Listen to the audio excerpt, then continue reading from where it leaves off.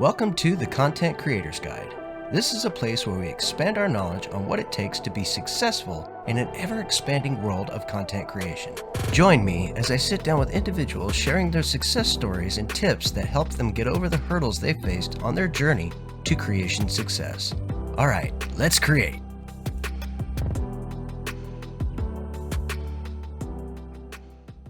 Ladies and gentlemen, welcome to the Content Creator's Guide. I will be your host, Patrick Conway, also known in other circles as Jaxus. Today, I will be talking to the creator of the True Vault Escapades, who has been doing the radio drama thing since like 2016, and he is approaching close to 500,000 downloads. That is huge. Anyway, please welcome back my guest, Preston Hardin. Welcome back. How you doing? Glad to be back. I'm doing great. How are you? I'm doing great. So today we're going to be kind of discussing plot lines and pacing, if I'm not correct. Correct? That's right. Real quick, if you're listening, can you please go down and hit the subscribe button? That would be awesome. You know, let everybody know that you actually want to hear my shows. You can also, go to your favorite podcast or wherever you might be listening, and please set a review and follow all that fun stuff. Thank you. Moving on. Anyway, so let's get started with plot lines. Let me begin with where do you draw inspiration for your plot lines? Ooh, well, just like what the show's based off of, Nick Carter, Master Detective, but not just that show in particular, but I got a lot of inspiration from how old-time radio detective shows would pace their plots, just, and that applies to, like, say, Law and Order or CSI. There's a murder, and there's detectives come, find clues, and try to solve the case and make my little twists along the way to make it interesting. So it does draw direct inspiration from things. It's not really my own way of pacing things. It's very much in a old detective pattern that's as old as time. So you do take it. So you do take a lot of like different plot lines and things from like old TV shows or radio shows and just kind of revamp them to fit yourself. Exactly, and I just like how Bethesda does, in which they make the game Fallout, and the show takes place in Fallout. They make a lot of their own radio shows, like Herbert Daring Dashwood or the Silver Shroud, or all of those unstoppable radio shows they make in game. Theirs are a little more cheesy. Mine, I keep it cheesy for the sake of it being. You don't no. All right, so to me, your shows are on an epic level in my mind. Okay, I really you downplay what you do so much, and it's driving me nuts right now because like.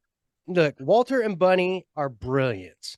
And then I have to say the Cage Chronicles, I am engrossed in those deeply. Now, I'm glad. Okay, I play very small little bit roles, so I don't really have that big of a stake in these as of yet. As of yet, wink, you've got wink, some wink, good wink, ones wink. coming next. Yeah. So but it's not so much about me there. It was, I really and truly enjoy listening to your shows, and I mean all of them. So there's a lot of good writing in there, and there's a lot of thought put into it. That's the thing that I enjoy, is that it's very not I want to say thought provoking, but it does create thought process. But at the same time, it's just, you can tell a lot of thought was put into each element. You thought about who you were writing about, what the story was, where it's going, how it's doing it, and it's something to really sink your teeth in. And I think that that's something actually some of our other machinima people or radio drama elements could actually pull some good ideas from you on that, and vice versa, of course. But I see that you've been in this game a little longer than some of the others, and Yes. I think that you've gone through more trials and tribulations, especially considering starting from barely, you didn't even have the software available that they had. Right. So things definitely have changed for you. So in lines of inspiration, so you did take from shows. What are some plot lines that you think are the best to like stay away from? Ooh, what are the best plot lines to stay away from? Ooh, well, that's something I don't even know I pondered, but I can definitely think of Gosh, what can I stay away from? You got me there because I don't know, maybe it's because I stick to such a tried and true pattern. I don't even think about the things I should avoid in terms of plot lines. I avoid certain aspects.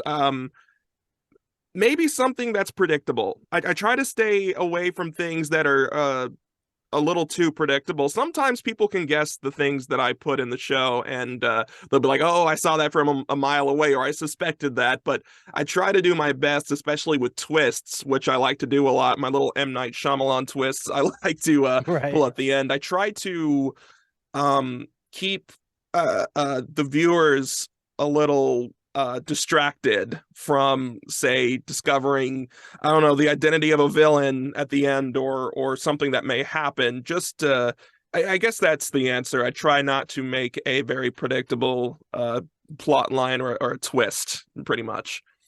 You want to keep them guessing all the way to the end. Oh yes, all That's the time. yeah. It's fun. Do you have a list of plots that you like are that are your tried and trues, like particular ones that you like to use over and over again, or I and you just kind of, certain twist them up a little bit, you know? Yeah, my most regular version is with the Casket storyline. Casket, my evil villain who is always trying to traffic Bunny. He is the constantly non-dying character, and every time he has returned, it has been in just this very like, oh, I try to keep that going in a very like, that was very unexpected kind of way. Like the first time you're introduced to him, the second time something happens, and say Walter will find a clue that very, very vaguely connects to Casket, and Bunny will be like, "Oh my gosh, who could have done this?" And Bunny could, like, Walter can just be like, "Oh, I know who does this, and only one man does this. It's Casket." And then everybody's like, "Whoa!" And I try to with the Casket storylines, uh, keep that a regular trend. Just pulling him out of my sleeve out of nowhere, and the next thing you know, it's a whole Casket episode. So It's Walter's Moriarty. yes, exactly, exactly. Moriarty or Moriarty. Moriarty, yeah. Yeah. Ah, blah, blah, blah, blah. I'm having tongue problems today. Yeah, I'll just take it, throw it off. So what advice would you give somebody that's like writing for their first time, trying to really get their storylines together, and they've got their, let's say they've got their characters together, they've Hmm. got their main plot figured out, like their main, every storyline's got a major overarching plot that they hold to, and then in between that, if it's an episodic element, they're always going to have those inner plots. So Yeah, when you got somebody that's trying to figure out how to do something like that, what's a little advice that you would give somebody to help somebody? Now, mind you, they may not be doing a crime show. They might be doing a right. romance. They might be doing something else. And so, being that the genre is not necessarily, let's vague, let's make it a little more vague and a little more broad. What advice would you give somebody that's trying to figure out how to do a plot in sequential like elements of having episodic shows? Yeah, coming from someone who used to literally freehand my plots and just see where the story goes, I have learned to root out those plot point issues. So I do it in a very simple, very repetitive format. I have a general idea for the plot, and what I usually do is, and something I can definitely suggest to people who are doing this, is to figure out what happens at the very end of your show or episode or whatever it may be. Write that down. I literally have a notebook that I keep that logs every plot point of every episode so I don't forget. So like I said, whereas I used to just type and see where things took me, now I have uh wised up and started being very meticulous with it. So what I like to do is write the ending, not the beginning, and figure out how you get to the end if you have not figured out those prior points yet. And I found that for some reason, I don't know if it's like reverse psychology in a weird way, it works for me because you're not like trying to brainstorm and write the plot points at the same time. Just find out the ending, where you want it to leave off, get that down, and work in those points that happened before. I found the process to be a lot easier. And once I have that down, if there's any room for anything in between those plot points you wrote down, say there's five of them, work those in if you can, because I don't know what it is. I just found that random little musings will pop up in my head, and I'll be like, well, wait, this will be great in between these two plot points before we move on to the next big one. Let's just, write all the little ideas in between we can to increase, just content quality. And that's exactly how I do all the new episodes now. Hmm. Okay. Yeah. Well, and I find that that's actually kind of a common occurrence, believe it or not. Oh, really? I've spoken to a few other writers, obviously, and they have a tendency to actually try to figure out where they're going with their story, and Yeah. then where they begin at, and basically their character creation, and they come up with all their characters. And what they do is they find out what the end of their story, where they want to end up, the end of their story, and Oh, then wow. they fill everything in as they go. So that's Oh, I'm actually not seems original. so that seems to be a common thread that I've found in writers, believe it or Oh, not. Yeah. wow. And obviously it works. I mean, Yeah, I don't have an original experience. I see him. I just found this out on well, my own. you got to remember you did a lot of trial and error to get where you are. Yeah, So that is true. That yeah, is true. these guys, some of them might have been professional writers to begin with. Who knows? Could You know, have. I don't know. There's some great Not stuff out there. I wouldn't be it's, surprised. it's not always an interview that I've done that gets me those answers. I just sometimes I'm like looking along and I'll read something and yeah, find out that a lot of people actually start their beginning of their stories with the ending that they want. And I'm like, oh, okay. Oh, Well, there you go. yeah. I've been inspiring to try to write something myself. So that's kind of where that comes from, is doing research. Oh, And you should do it. You'd be great at it. that's why I pick your brains. Yeah. I want to know what's going on It's a inside your trap. nuggets. Yeah, it's a trap. So far in the stories that you've done, as far as the True Vault Escapades, blah blah blah blah. It's the mouth thing again. What was your favorite plot that you've actually come across, or your favorite episode that you've had to deal with? Ooh, let's see. I think just off the first thing that came to my head was the case of the Black Widow, which was season two's finale, I believe. And of course, I love to leave a season off with something crazy, which was Bunny being undercover the whole time, no Walter involved. Bunny is putting on this ridiculous country accent, and she is hanging out with some high roller in Vegas named Vaughn. We know nothing about Vaughn, and they keep getting constantly attacked and probed by different people, and it leaves the viewer questioning, what is she doing? What is this all about? Only for at the very end for Walter to pull up in the car, Bunny to turn off the persona, and they arrest Vaughn, only to figure out that he was part of the plan to have Benny shoot the courier in Good Springs at the beginning of Fallout New Vegas, and they're trying to, Dun find the dun platinum chip. dun. Yes, and I just loved the buildup. I loved just how subtle everything was. It's just, okay, this is clearly Bunny. You hear her say like, "Oh, he's coming" at the beginning in her regular voice, and Mm. then the moment he comes in, she switches to the country kind Like, of hi, Southern Belle y'all. accent. So I was just imagining what my viewers, or my listeners rather, were imagining in that point. So yeah, I love holding secrets and then just exploding them on everybody. That was actually quite an interesting episode. I remember that one. So yeah, that was very cool It for was a me. fun one. All right. When it comes to plot lines, what do you think is a very important thing that the listener needs to know about plot lines? Oh, that's a good question. First thing that comes to mind is make them make sense. I really encourage going over every plot line you created, like through with a fine tooth comb, because especially if you're trying to pull twists or hold secrets that get revealed later, it is very easy to fall into the plot hole area. And I won't lie, there have been some small minor ones that I've like gotten myself into before, and I attribute that to probably not thinking too deep on some of these plot lines that I do. So I uh I would definitely avoid not thinking it through. That way you Just don't try, end up in a rabbit hole you don't know where it goes. exactly. I try to explore all of the different things an audience member could ask you like, hey, so when this happened, why wasn't this discovered earlier when so and so did this? And then they'll hit me with like I'm like, oh, ooh, good question. Now I I got to didn't think come of up with that. an elaborate excuse. But, It's not true, but hey, sounds good. yes, exactly. Hmm. All right. That see now that was something that I wanted to get into is like, well, what if the plot line?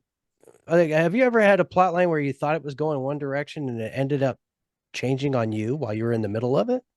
Oh, yes.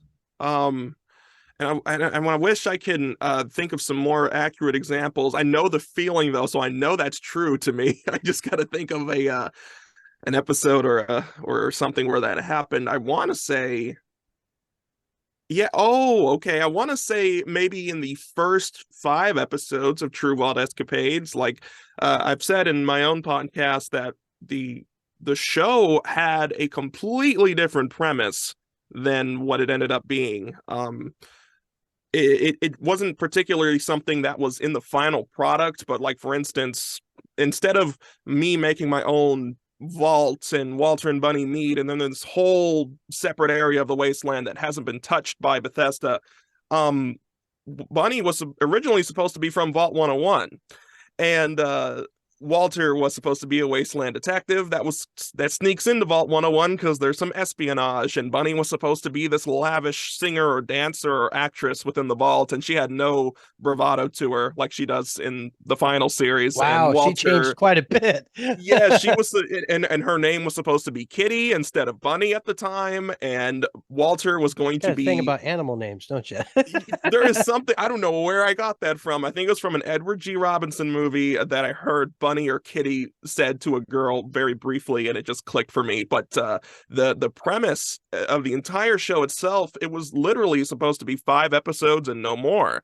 And when I thought about potentially making more, I was like, well, if they're in Vault 101 and they solve the mystery, I mean, I can't mess with the lore. I mean, there's already a Fallout 3 and there's stuff that goes on. I don't want to tamper with that. So that's when I moved it to Texas in this remote location that's been untouched, and the sky's the limit. And that made the whole premise of their characters very different. Shoot, when it comes to plot lines, I have a lot of scribble out plot lines in my book that I did not go with, that I wish I can tell you now, but I've probably flushed it down the annals of my brain because I was probably embarrassed by them. But So yeah, all right, so you've had quite a few of them actually start here, and then they just take a sharp left on you. And you're like, oh, okay, so we're going here, guys. Uh, exactly, exactly. Now, is there a way that you kind of like now keep yourself on track? Is it just knowing where the ending is, or is there something that you do to help yourself stay on point while you're writing out the rest of the story through the plot? Yes, writing the ending has been my biggest helper of all time because I want to say between 2016 and perhaps 2018, I was freehanding the whole thing, and there were a lot of times where I've wasted time, um, like just hitting a roadblock basically because I just freehand it, no planning, and I have an idea of how the story's going to go in my head, but You don't know where I it ends up. I don't know where it ends up. I hit a brick wall, and so sometimes it requires me to go back and erase an entire section and then do something else. And that's when I started to write it out because I was getting a little too caught up. And sometimes episodes would end up being longer than other episodes because I would just, like I said, I'd freehand it, and it would just be like a run-on script, and some of them would be more controlled. But I just keep with the writing the ending part. I think it controls so much for me because it's like a line. There's the ending, and you're free to do with whatever you want before, but just that's the ending. Don't mess with it. Don't go ahead of it. So it just keeps things orderly, which is Can't something I stop need. once you get there. Yeah, exactly. Dead end ahead. All right, guys. So that kind of finishes up with plots. We'll be right back. We're gonna take a quick break, and we're gonna come back and talk about pacing. All right. I'm your host, Maverick Stone. It's me, Gingerino42. I'm Romer. Hey, this is Sassy Lady. And I'm Jaxus. And we are the Fallout Roundtable. Join us as we explore various topics from the Fallout universe brought from multiple perspectives. We can be found on your favorite podcatchers from Spotify to iTunes. Or follow us on Twitter at FalloutRTB or our email falloutrtb@gmail.com. Be sure to rate, follow, and subscribe. Thank you. Hello, everybody. Welcome back. I hope you enjoyed the message. All right, so we're going to kind of get into some pacing questions here, and we'll try to stay on the tracks. It doesn't always work out, but that's how it is. So, all right, I'm going to start off with what's the importance of pacing in a radio drama? Depending on the mood of the episode. Like, for instance, I've got some pretty action-packed episodes and some slower-paced dramatic episodes. I think pacing is very important, especially when it's, or rather, if you're adhering to a certain type of energy to the episode, I would definitely try to match the pacing with it. Like, when I have an action-packed episode, for instance, I usually keep the pacing when it comes to the conversational scenes. Of course, quality, but a little shorter so we can get to the next piece of action. And maybe that's just the way I do it, but when I have like a very much a shoot 'em up episode, then I want to focus more on the shoot 'em up than the talking. And if I have a more dramatic episode, I want to try and evoke more emotion and keep things nice and slow. Anything that will relate to the general mood of the episode. And also, if it's not about all that, then just pacing is really good when you just want to have great character development and story development and like environment development, even just anything to set the scene and whatever you're trying to make. Pacing is very important for that, because you definitely don't want to move too quickly. You also don't want to move too slow. But it's just a very good thing to consider when you have, say, the plot points we talked about earlier, and you look over them and you're like, okay, is this going to be too long? Is this going to be too short? Really try to imagine the final product in your head when it comes to the pacing. So yeah, that's my tidbit of advice there. So dealing with a product that is non-visual, you're dealing with a podcast and sound. How it's like, how do you get your pacing utilizing just sound? I mean, like you were talking about an action scene, for instance. Well, I mean, you can only hear, oh no, duck, so often before, you know what I mean? So it's like you're creating this engaging element and it's action packed, but at the same time, like they can't see anything. So it's all in their imagination. So, obviously there's dialogue involved with the Oh, pacing. yes. So how do you utilize dialogue to help the pacing of an action sequence? Well, that one I can definitely give props to the old time radio shows, because they do that as well. They will actively describe what is going on as the action is happening. Sometimes there are good little gray areas that you can leave to the audience to imagine. You don't want to like describe every little bullet that's whizzing by or whatever. But for instance, it's like there's the battle scene I had in the Legend of the Star episode where Walter, Bunny, Humphreys are in the NCR soldiers are moving in on Alan Marks, and oh, that's right. He was hiding inside the building, and his he was hiding trying inside to trick him into coming out at one point. Yeah, and so I'll basically have Humphreys, for instance, who was taking charge in that scene. He describes, okay, me and the soldiers are going to post up here on top of this. I think they were like in this on this hill sort of mound or something. And I remember I make sure Walter and Bunny describe how they are behind it, behind like a rock or something, getting ready to fire. And so when the action starts to pop off and there's bullets and explosions going everywhere, and I want not everybody to be so static.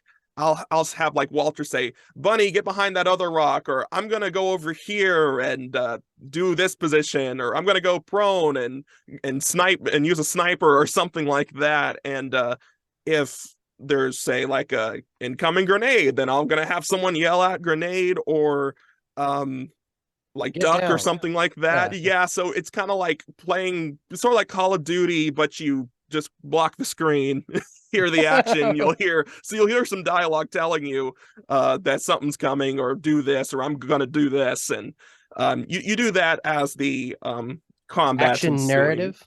Yeah, you don't want to be too specific because it's gonna be like, why are you saying I'm going to reload I don't know, reload like this certain type of bullets and shoot 4 times. Like, you don't have to say all that. You can just get a general picture of what's going on and try to describe it. Or narration is also very good. Some of the other podcasts that are in our network, they have narrators, and the narrators will explain what's going on, so the characters don't have to do that. So that's also a really, I think that's a little easier actually if you have a narrator, because they umbrella the whole thing. So yeah, either one works, but whatever your poison is, just pick that. But if you want to do it the way I do, then I would just little by little describe the actions of the Using your characters. Yes, exactly.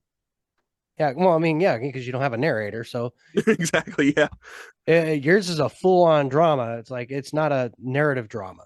Right, yeah. There is definitely differences there, and I never really until I started doing these interviews, I didn't really think about it that much. I was just like, oh, cool story. Oh, wow, there's so many different styles with all you guys. It's really interesting. Have you ever had a situation where your pacing was off, and how bad did it affect your story? Ooh. Oh, yes. Episode it makes me cringe to this day, but episode 5 of the first season of the show, which is called War Never Changes, the finale. It features my character, Officer O'Neill, the Australian, played by Michael Onley. He is injured. He gets shot in the gut by Bunny and is interrogated by the pair. And they're trying to get the whole story of why this whole espionage thing is happening and people are dying. And so I wanted to have someone explain the whole story. And instead of just sort of, I don't know, paraphrasing a few things, he goes on like this like a 10-minute rant while he is coughing up blood and literally dying on the floor and providing flashbacks for the audience. And I've actually had a few people tell me that years ago. They're like, I love this, but this was a little too long right here. I mean, he was bleeding out for like 20 minutes just telling the story. And that was the biggest pacing mistake, I suppose you could say, I think I've made. There's probably been a few more, but that bothered me so bad after making that. I did the due diligence to improve. I didn't want to have long dying rants. And what did you do? Coughing. I simply for instances where someone is dying, I would either have them completely paraphrase that, or even then just have them give a big piece of information to, say, the detectives before dying, and then they fill in the rest later, or find someone else who can tell them the story, just simply put. And I think I think my biggest problem when it comes to pacing is drawn out scenes sometimes, and I do believe recently I've gotten better at that, but in some older episodes in general, there can be talking scenes that go on and on and on, and I even today will go back and be like, what was I thinking? Like, it looked so much smaller on paper, but now that it's recorded, it's pretty darn long. I wish it was a little bit cut short there. So I do my best to find better ways at, say, explaining a plot twist or a plot line to the audience instead of having one person in one scene just go on this tangent. Maybe it can be explained in smaller bits or in a shorter way. I guess I'm a run-on writer sometimes. So So I yeah. guess your advice to the beginner writer or whatnot would be to be very careful not to have one singular character give too much information and to maybe think about it a little bit ahead of time. Yeah, and at least if one character is going to provide that information, I would definitely advise to not have them spill it all out all at once. I can't really think of anything specific that can remedy that off the top of my head, but it's really as simple as not just letting it all go in one moment in the show. Just maybe have them discover half of what the problem is, and then the other half on the other half of the show, or just little bits at a time. So yeah, it doesn't have to be all just basically Blah. yeah, they throw up all over the dialogue. Is there any advice that you would give a new creator when dealing with, like, say, we're going kind of back to plots, but like picking a new plot and then properly pacing their adventure as they go?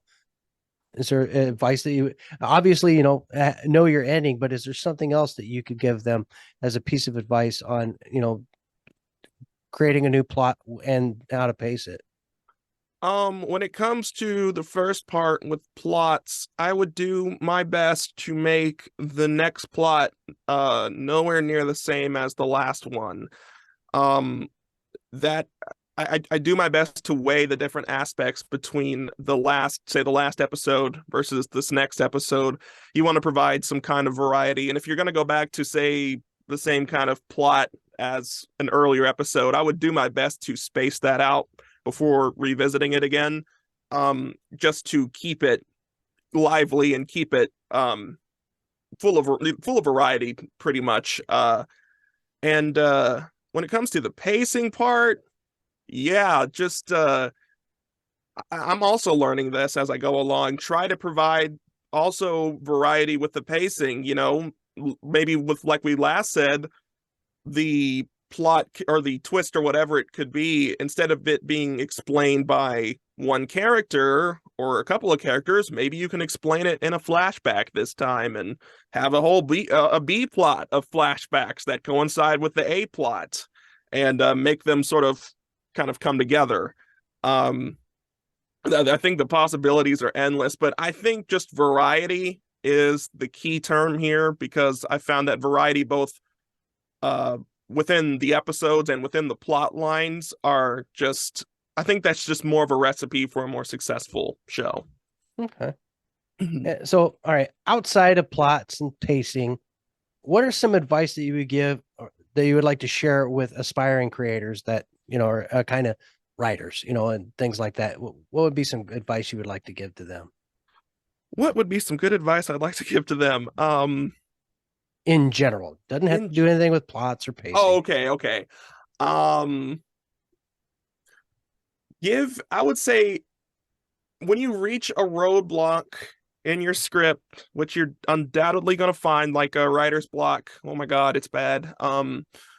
Give yourself a day. It's weird. When you wake up the next day, you'll probably have a slew of new ideas that were completely inaccessible to you yesterday. I found that gives just my scripts a lot more breadth, a lot more creativity. The moment I hit a writer's block moment, if it doesn't come to me within like an hour, I will literally just put it down. And because I don't want to risk, I would not want anyone to risk forcing something out to fill in that missing part that they're trying to look for. I would literally just give it a sleep, even nap. I know it's kind of a different kind of answer, but I found that writer's block is the most annoying thing to deal with. But I do think if you try to bully through it a little too hard, I think you could sacrifice a lot of quality. So I would just pace yourself, take it slow. Don't it doesn't like the answers for everything doesn't have to happen today. So Don't be afraid I think to take that's a break. Yeah, take a break. Don't be afraid to. Don't call yourself lazy because you just want to put it down. Like literally just it's weird how easy things will come to you after you're rested. Okay, so what's next, man? What do you got coming up? Well, I'm sure you're aware that there's some season 6 action getting voiced and recorded right now. I have about 5, 6, maybe 7. No, I think I have about 7 full episodes written out of the 10 of season 6, and this is the first time that we're going to be coming back to Walter and Bunny for everything because we did the Cage Chronicles this last season, and that was really fun. But now I've seen a lot of people are like, let's bring back Walter and Bunny. Okay, let's go. And so now I am getting Eric Huffman to record Walter, and Crystal, who voices Bunny, is actually out of her place right now, so I have to wait on her. But really, I'm just scrambling like fighter jets to get all these new characters, big and small voice, so we can get the show on the road. And I'm having a lot of fun writing it. And there's a crossover special, by the way. I wanted to say the last season was BioShock mixes with the show, and I don't want to say what this next franchise is going to be, but it's going to be really good. It's going to be a bigger franchise than BioShock that's going to be intermixing with the detectives. And it's probably going to be the longest episode I've ever written on anything. So that's exciting. Might have to split it, actually. So yeah, lots of fun, exciting stuff happening. 2 episodes. Yeah. All right. So where can you be found? How can people find you? People can find True Vault Escapades literally anywhere they get podcasts. My most popular streaming place is Spotify, and then there's Apple Podcasts and Stitcher and all those places. I've got Twitter, where the main updates are posted. So that is at A-Bomb Radio, like A-Bomb Radio, an A-Bomb. And I'm also on Facebook at A-Bomb Radio as well. And we have the Patreon if anybody would like to explore that and support the show. There's a lot of exclusive merch for everybody, so that's always been fun to provide for people. So yes, please enjoy the show. If you haven't listened to it, it is a long one, so enjoy it on a car ride or something. Oh, I mean, it'll keep you busy for a few weeks listening to all of the True Vault Escapades. Yeah, clean your house to it. Yeah, it takes a while to get caught up. So yeah. There's some pacing there for sure. For sure. Thank you everyone for joining me and my guest, and please check out all of his content. Please be sure to like and subscribe. Please send me your questions and your comments to @CCreatorsGuide on Twitter, or using email, you can go to ccreatorsguide@gmail.com. Send me all your questions, comments, whatever you'd like to send me there. I will check it as often as possible because, I sometimes I'm a flake sometimes, man. I'm sorry. But you can find my show on YouTube or anywhere you get, play podcasts, like anywhere that they play podcasts. I don't think there's a single podcast I'm not on somewhere. Please write the reviews and rate the show. And thank you again. And keep creating. Bye-bye. Bye. This podcast is part of the Robots Radio Rocket Club, a program designed to help all podcasts reach their full potential. For information about joining the Robots Radio Rocket Club, check out robotsradio.net.